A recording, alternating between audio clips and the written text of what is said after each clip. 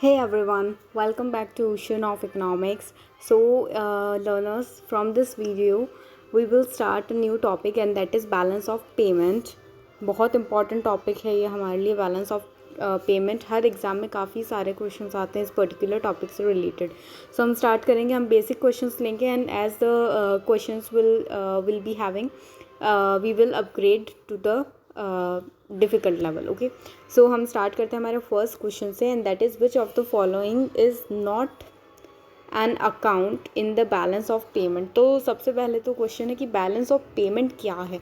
Balance of payment as such बहुत easy सी चीज़ है. जैसे क्या होता है कि जो हमारी डेबिट मतलब जो हमारी इनकम हुई है, जो पैसे हमारे पास आए, जो रिसीट हुई है हमारे पास में, और जो हमारे एक्सपेंडिचर हुए, तो हम उसका क्या रखते हैं, हिसाब रखते हैं ना.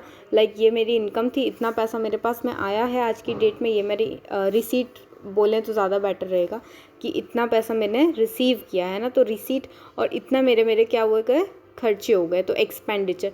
तो ये हिसाब सब रखते हैं अपने पास नॉर्मली. तो ऐसा ही एक जो अकाउंट है या फिर बोले कि हिसाब है, ये गवर्नमेंट भी अपने पास में रखती है and that is called balance of payment. अब इसमें होता क्या है नया, तो नया सिर्फ इतना सा होता है कि अगर हम इंडिया की बात करें, वेट अ सेकंड, अगर हम इंडिया की बात करें तो इंडिया के पास जितनी भी रिसीट हुई है और जितना भी एक्सपेंडिचर हुआ है, कैसे हुआ है, तो इंडिया ने रेस्ट ऑफ द वर्ल्ड के साथ, रेस्ट ऑफ द वर्ल्ड का क्या मतलब है भाई, बहुत सारी कंट्रीज़ है ना वर्ल्ड में, तो उनमें इंडिया भी एक कंट्री है. तो इंडिया जो हमारी एक कंट्री है, हम इंडिया के बैलेंस ऑफ पेमेंट की बात करें तो इसके अलावा जितनी भी कंट्रीज़ हैं पूरे वर्ल्ड में, उन सब के साथ में हमारे कैसे रिलेशंस रहे, मॉनेटरी टर्म्स में या फिर इकोनॉमिक टर्म्स में क्या रिलेशन रहे, मतलब कितना पैसा हमारे पास आया है गुड्स एंड सर्विसेज से, या फिर ग्रांट्स मिले हैं हमको, एड्स मिले हैं, या फिर हमारे यहाँ पे एफडीआई से इन्वेस्टमेंट आई है, किसी भी वे में हमारे यहाँ पे कितना पैसा आया है और कितना गया है. तो बस ये रिसीट और एक्सपेंडिचर का जो हम क्या रखते हैं, हिसाब रखते हैं, that is known as balance of payment. बहुत सिंपल सी चीज़ है,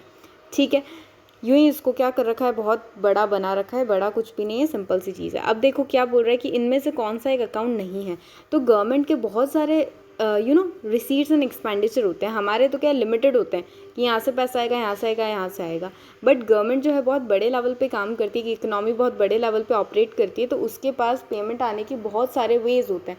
तो बस उन्हीं वेज के बेसिस पे हमने डिफरेंट अकाउंट्स को क्रिएट किया हुआ है.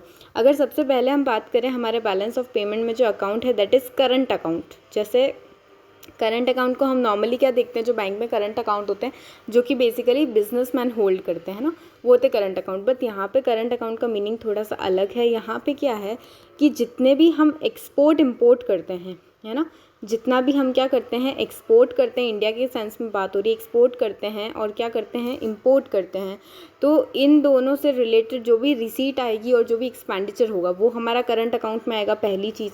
सेकेंड थिंग, जो हमारे सर्विसेज भी प्रोवाइड की जाती है ना, सर्विसेज जो हैं इंडिया ने किसी दूसरी कंट्री को दी है तो इंडिया के अंदर पैसा आएगा, तो ये रिसीट बन गई. इंडिया ने किसी और कंट्री से कोई सर्विसेज ली है तो वो क्या हो जाएगा, हमें उसको पैसा देना पड़ेगा, तो एक्सपेंडिचर हो जाएगा. तो ये चीज़ भी हमारे करंट अकाउंट के अंदर आएगी. और थर्ड थिंग जो होती है वो होता है यूनिटरी पेमेंट्स. ये क्या होती है हमारी, ये होती है कि वन साइडेड पेमेंट होती है. लाइक अगर हम बोलें कि भाई इंडिया में कोई क्राइसिस आ गया और दूसरी जो गवर्नमेंट्स है, लाइक अमेरिका हो गया, फिर चाइना हो गया, जापान हो गया, ये किसी भी वे में इंडिया को हेल्प करने के लिए पैसा दे रहे हैं, जो एक्चुअल में होता भी है ना. तो ये क्या है, वो हमको सिर्फ जो मनी है वो हमें ट्रांसफ़र कर रहे हैं, हमें दे रहे हैं, सो दैट हम हेल्प हो हमारी, है ना. उस पैसे के बदले में हम तो उनको कुछ भी नहीं दे रहे हैं डायरेक्टली. सो वो सारे जो पेमेंट्स होते हैं वन साइडेड पेमेंट्स, वो कहाँ होते हैं, यूनिटरी पेमेंट्स होता है. और ये तीनों किसका पार्ट होते हैं, ये तीनों पार्ट होते हैं हमारे करंट अकाउंट का, ठीक है. तो ये पहली बात हुई करंट अकाउंट. इस करंट अकाउंट के बाद में आता है हमारा कैपिटल अकाउंट. कैपिटल अकाउंट क्या होता है भाई, कैपिटल अकाउंट एक ऐसा अकाउंट है गवर्नमेंट का जिसमें ये होता है कि जो भी बोरोइंग्स करके पैसा आता है हमारे पास में, है ना, जो भी बोरोइंग करके हमारे पास में पैसा आया, या फिर हमने किसी को एज सच किसी और कंट्री की गवर्नमेंट को किसी और कंट्री को लोन अगर दिया है, तो ऐसी जो भी चीज़ें होती है वो हमारी कैपिटल अकाउंट के अंडर आती है. या फिर अगर बोले कि भाई हमने किसी और कंट्री के अंदर इन्वेस्टमेंट किया है, हमारे रेजिडेंट्स ने किसी और कंट्री में इन्वेस्टमेंट किया है, या फिर उन्होंने हमारी कंट्री के अंदर इन्वेस्टमेंट किया, तो ऐसी जो भी आई वुड से कि असेट से रिलेटेड जो चीज़ें होती है, शेयर्स वगैरह, इन सब से रिलेटेड जो भी ट्रांजैक्शन हो गए मनी की फॉर्म में, वो सारे के सारे कैपिटल अकाउंट के अंदर आते हैं। उसके बाद बचती है हमारी ऑफिशियल सेटलमेंट अकाउंट। ये जो हमारा अकाउंट है ये रिलेट करता है गवर्नमेंट से। बेसिकली गवर्नमेंट जो भी चीज़ों को एक्सचेंज करती है इंटरनेशनल लेवल पे, लाइक एग्जांपल की बात करें तो इंटरनेशनल मनी फंड IMF है ना, तो इसमें अगर गवर्नमेंट ने कुछ पैसा लगाया है, इसमें कोई कोटा खरीदा है पैसा लगा के, मतलब कोटा लिया है एज सच, या फिर हम अगर बोलें कि फॉरेन एक्सचेंज के लिए गवर्नमेंट ने कुछ रुपए दे के डॉलर खरीदे हैं या कोई और करेंसी में फॉरेन एक्सचेंज लिया है, तो इन सब चीज़ों में जो या तो हमारा एक्सपेंडिचर होगा या फिर हमें रिसीट मिलेगी, या तो पैसा जाएगा या आएगा, तो वो सारी चीज़ें जो गवर्नमेंट के लेवल पे होती है वो सारी हमारी आती है ऑफिशियल सेटलमेंट अकाउंट के अंदर। ऑफिशियल का ये मतलब है कि रिलेटेड है ये गवर्नमेंट से। तो कितने अकाउंट की हमने यहाँ पे बात की? We have discussed about 3 accounts, जो कि है capital account, current account and official settlement account. इनमें से कौन सा नहीं है इट हैज़ आज? तो सेविंग अकाउंट, ऐसा कोई भी अकाउंट नहीं होता है बैलेंस ऑफ पेमेंट में। क्लियर? नेक्स्ट क्वेश्चन देखेंगे हम। The situation when the import and export of visible items are equal is known as. देखिए एक चीज़ मैं आपको यहाँ पे बता दूँ कि बैलेंस ऑफ पेमेंट, BOP, इसका फर्स्ट वर्ड क्या है? बैलेंस। मतलब ये हमेशा किस में रहेगा? बैलेंस में रहेगा। अब हमेशा बैलेंस में क्यों रहता है वो हम आगे जैसे जैसे क्वेश्चन के साथ प्रोसीड करेंगे will be see that, but यहाँ पे विल बी सीइंग दैट। यहाँ पे क्या बोल रहा है कि the situation when the import and export of visible items and are equal is known as. तो देखो दो चीज़ें होती हैं यहाँ पे, एक होता है विजिबल आइटम और एक होता है इनविजिबल, है ना। विजिबल मतलब क्या? जो दिख रहा है। इनविजिबल जो नहीं दिख रहा है, एज सिंपल एज दैट। तो विजिबल के अंदर आती है हमारी जितनी भी गुड्स जो होती है वो विजिबल होती है ना, उनको हम देख सकते हैं। किसी भी गुड की बात करो तो जब गुड्स का एक्सपोर्ट और इम्पोर्ट होता है तो हम उसको विजिबल आइटम्स के अंडर कंसीडर करते हैं, वेयर एज इनविजिबल आइटम्स के अंदर जितनी भी सर्विसेज होती हैं उनको कंसीडर किया जाता है। ठीक है, अब ये बोल रहा है कि भाई ये जो विजिबल आइटम्स है इसका क्या है? इंपोर्ट और एक्सपोर्ट जो हो रहा है, मतलब विजिबल आइटम्स मतलब गुड्स की बात हो रही है, तो गुड्स का जितना हम इंपोर्ट कर रहे हैं और जितना हम एक्सपोर्ट कर रहे हैं, ये दोनों चीज़ें क्या है? इक्वल है। मैं फिर से यहाँ पे एक बार क्लियरली लिख रही हूँ कि गुड्स जो होती हैं उसको हम किस में कंसीडर करते हैं? विजिबल आइटम्स के अंदर। तो इसका जो हम एक्सपोर्ट कर रहे हैं, मतलब हम दूसरी कंट्री को ले जाके सेल कर रहे हैं, वो हमें पैसा दे रही है। ऑन दी अदर हैंड हम जो इंपोर्ट कर रहे हैं, मतलब दूसरी कंट्री से हम चीज़ें मंगवा रहे हैं और हम उनको पैसा दे रहे हैं, तो ये दोनों चीज़ों का जो अमाउंट है वो इक्वल है। लेट्स सपोज 100 रुपये का एक्सपोर्ट किया और हम 100 रुपये का इंपोर्ट किया, तो बैलेंस हो गया। तो इस बैलेंस को इस बैलेंस को हम किस नाम से जानते हैं? Balance of trade, balance of payment, trade surplus, trade deficit. इनमें से क्या? तो करेक्ट ऑप्शन पे आने से पहले I would like to tell you कि ये जो गुड्स होती हैं, जब गुड्स का एक्सपोर्ट और इंपोर्ट दोनों इक्वल होता है तो हम उसको बोलते हैं बैलेंस ऑफ ट्रेड। देखो ट्रेड का क्या मतलब होता है कि हमने खरीदा, किसी और ने सेल किया, या फिर हमने सेल किया, किसी और ने खरीद लिया। तो ये क्या है? बेसिकली ये है हमारा ट्रेडिंग। तो गुड्स से ही रिलेट करता है हमारा क्या चीज़? ट्रेड। ठीक है, अब यहाँ पे बोल रहे हैं कि भाई जब दोनों चीज़ें जो गुड्स हैं, एक्सपोर्ट और इंपोर्ट हम उनका करें, जब ये इक्विलिब्रियम में है, जब ये इक्वल है, इसका क्या मतलब? इसका सीधा सीधा मतलब है कि ट्रेड जो है वो इक्विलिब्रियम में है या इक्वल है। तो इस सिचुएशन को हम बोलते हैं balance of trade. On the other hand जो बैलेंस ऑफ पेमेंट होता है वो क्या होता है? वो इसको तो इंक्लूड करता ही करता है, मतलब गुड्स जो है उसको तो इंक्लूड करेगा, बट गुड्स के बियॉन्ड सर्विसेज को, unitary payments, one sided payments जो होती है उनको इंक्लूड करता है। ठीक है, कैपिटल अकाउंट को इंक्लूड करता है, ऑफिशियल सेटलमेंट अकाउंट को इंक्लूड करता है। तो हम यहाँ पे बोल सकते हैं कि भाई बैलेंस ऑफ पेमेंट तो बहुत बड़ी चीज़ है और उसका एक छोटा सा पार्ट क्या है? बैलेंस ऑफ ट्रेड है। मतलब क्या भाई? बैलेंस ऑफ ट्रेड BOT के अंडर क्या आ रही है? सिर्फ गुड्स एंड सर्विस, गुड्स आ रही है ना, बट इसके बियॉन्ड जो हमारा बैलेंस ऑफ पेमेंट है इसमें बहुत सारी चीज़ें आती हैं। इसमें सर्विसेज की भी बात होगी, इसमें कैपिटल अकाउंट की भी बात होगी, है ना, इसमें ऑफिशियल सेटलमेंट अकाउंट की भी बात होगी, सब चीज़ों की बात होगी। तो वी कैन से कि भाई BOP तो बहुत बड़ा सा घर है और उसके अंदर छोटा सा रूम क्या है? Balance of trade. तो BOP हमारा वाइडर कंसेप्ट है और ये जो है BOT बैलेंस ऑफ ट्रेड उसका छोटा सा कंसेप्ट है। तो करेक्ट आंसर क्या बनना चाहिए? जल्दी से बता दीजिए। Option number A balance of trade. कब? जब विजिबल आइटम्स क्या है? इक्विलिब्रियम में है या इक्वल है। Next will see favourable balance of trade refers to. जो बैलेंस ऑफ ट्रेड है वो फेवरेबल मतलब हमारे फेवर में, हमारे लिए अच्छा कौन सा होगा इनमें से? ठीक है, तो हम यहाँ पे देखेंगे। तो देखिए भाई हमारे लिए क्या अच्छा है। हम बात कर रहे हैं यहाँ पे बैलेंस ऑफ ट्रेड की, तो दो चीज़ें हो सकती है। हमने अभी डिस्कस किया ना कि भाई ये गुड्स से रिलेट करता है, और गुड्स से रिलेट करता है और दूसरी कंट्रीज़ के बीच में और हमारी कंट्री के बीच की बात हो रही है। मतलब हम गुड्स का या तो एक्सपोर्ट कर रहे हैं या फिर इम्पोर्ट कर रहे हैं। जब हम एक्सपोर्ट करते हैं, एक्स से डिनोट कर रही हूँ, एक्सपोर्ट करते हैं तो क्या होता है, हमारे पास में पैसा आता है, हम गुड्स लोगों को सेल करते हैं, दूसरी कंट्रीज़ को सेल करते हैं। और अगर हम इम्पोर्ट की बात करते हैं तो हमारे यहाँ से पैसा चला जाता है दूसरी कंट्रीज़ के पास में, तो यहाँ पे आ रहा है, यहाँ पे जा रहा है। अब आप बताइए भाई हमारे लिए कौन सी सिचुएशन अच्छी है? ऑब्वियसली हम जहाँ पे पैसा आ रहा है वही सिचुएशन अच्छी है ना। पैसा जाता है तो किसको अच्छा लगता है? किसी को भी अच्छा नहीं लगता है। तो एग्जैक्टली तो हम क्या बोल सकते हैं भाई, जब हम एक्सपोर्ट ज़्यादा कर रहे हैं और इम्पोर्ट कम कर रहे हैं, मतलब हमारे पास पैसा ज़्यादा आएगा। लेट सपोज हमारे पास 1000 रुपीज़ आए और हमने इम्पोर्ट किया सिर्फ 10 रुपये का, लेट सपोज 100 रुपीज़ का। तो इस केस में हम एक्सपोर्ट ज़्यादा कर रहे हैं तो हमारे पास में ज़्यादा पैसा आ रहा है और हमारी पॉकेट से कम पैसा जा रहा है। तो ये सिचुएशन तो हमारे लिए फेवरेबल है, ऑब्वियसली बहुत अच्छी है सिचुएशन हमारे लिए। तो option A would be the correct answer कि जब एक्सपोर्ट ज़्यादा होते हैं, इम्पोर्ट कम होते हैं, तो ये हमारे लिए क्या होता है, फेवरेबल बैलेंस ऑफ ट्रेड की कंडीशन हो जाती है। I hope this is clear to you. If you catch any kind of doubt up, please without any hesitation mention in the comment section. Okay, next question. Final BOP of a country is, final जो balance of payment होता है एक country का, वो कैसा होता है? Always balance, हमेशा बैलेंस में रहेगा।